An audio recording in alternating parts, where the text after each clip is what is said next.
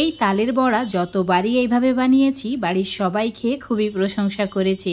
আজকে তোমাদের সঙ্গে দারুণ সুস্বাদু মুচমুচে আর সেই রকম সুপার সফট তালের ফুলুরি বা তালের বড়া রেসিপি শেয়ার করব, যেটা বানানো খুবই সহজ। তো এই তালের ফুলুরি বা বড়া বানানোর জন্য একটা নির্দিষ্ট কাপের মাপ করে 1.5 কাপ তালের রস নিয়ে নিতে হবে। এখানে তালের রসের পরিমাণটা নিজেদের প্রয়োজন বুঝে বাড়িয়ে বা কমিয়ে নিতে পারবে। এবার ওই কাপের মাপ করে 1 কাপ চিনি দিতে হবে, তার সঙ্গে 1 কাপ ময়দা দিয়ে দিতে হবে, আর ওই কাপের হাফ কাপ মতো দিয়ে দিতে হবে সুজি। এখানে সুজির পরিবর্তে চালের গুঁড়ো অ্যাড করতে পারো। আর দিতে হবে 1 চিমটি মতো নুন, হাফ কাপের একটু বেশি কোরানো নারকেল, আর দিয়ে দিতে হবে 3 চামচ মতো সাদা তিল।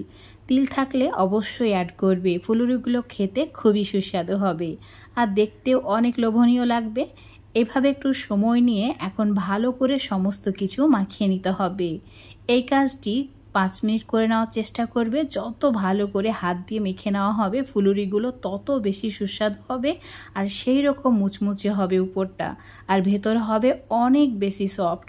তো এইভাবে প্রায় 5 মিনিট আমি ভালো করে মাখিয়ে নিয়েছি। এখন ঢাকা দিয়ে 10 মিনিটের জন্য রেখে দিচ্ছি, যাতে সুজি একটু ফুলে যায় আর চিনিটা গলে যায়। তো দেখতেই পাচ্ছ চিনি গলে গেছে, সুজিটা ফুলে গিয়ে চিনিটা শোক করে নিয়েছে। এখন এই মিশ্রণে কোনো রকম দুধ বা জল অ্যাড করার প্রয়োজন নেই।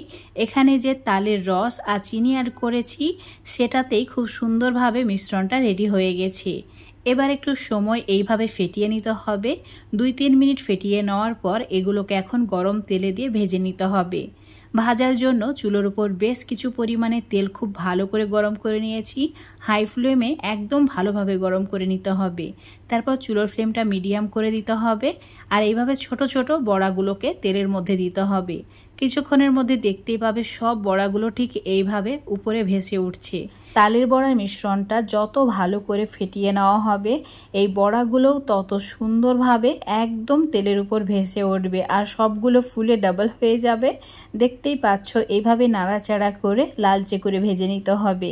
খুব বেশি পুড়িয়ে ফেললে হবে না, হালকা একটু গোল্ডেন ব্রাউন হয়ে আসলে এগুলোকে তেল ঝরিয়ে তুলে নিতে হবে, কারণ এগুলো ঠান্ডা হওয়ার পর আরও কালারটা চেঞ্জ হয়ে যাবে। তো এই বড়াগুলো ভাজা হয়ে গেছে।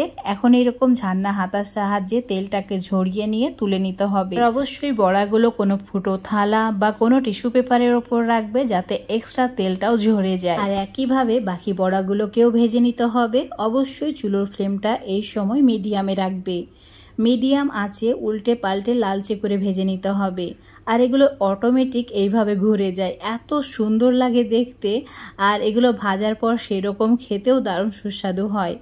যদি সমস্ত উপকরণের পরিমাপটা ঠিক রেখে হুবহু আমার রেসিপিটা ফলো করে তোমরা বানাও, সত্যিই বন্ধুরা রোজ রোজ বানিয়ে খেতে মন চাইবে। দেখতেই পাচ্ছ সব বড়াগুলো ভেজে নেওয়া হয়ে গেছে। মাত্র 1.5 কাপ তালের রস দিয়ে অনেকগুলো তালের ফুলুরি বা বড়া হয়েছে।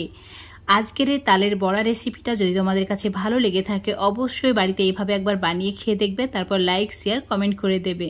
ফেসবুক পেজ থেকে যদি রেসিপিটা দেখো অবশ্যই পেজটাকে ফলো করে নেবে। ইউটিউব থেকে দেখলে চ্যানেলটাকে সাবস্ক্রাইব করে রাখবে আরও এরকম রেসিপিগুলো পাওয়ার জন্য। এখন তোমাদের এই ফুলুরিগুলো দেখাচ্ছি, দেখো কতটা লোভনীয় হয়েছে। উপরটা মুচমুচে আর ভেতরটা অনেক বেশি সফট, একদম স্পঞ্জের মতো হয়েছে। দেখতে পাচ্ছ কতটা লোভনীয় হয়েছে। তো বন্ধুরা অবশ্যই এভাবে একবার হলেও ট্রাই করে দেখবে। আজ এই পর্যন্ত, আবারও দেখা হবে নতুন কোনো রেসিপি নিয়ে।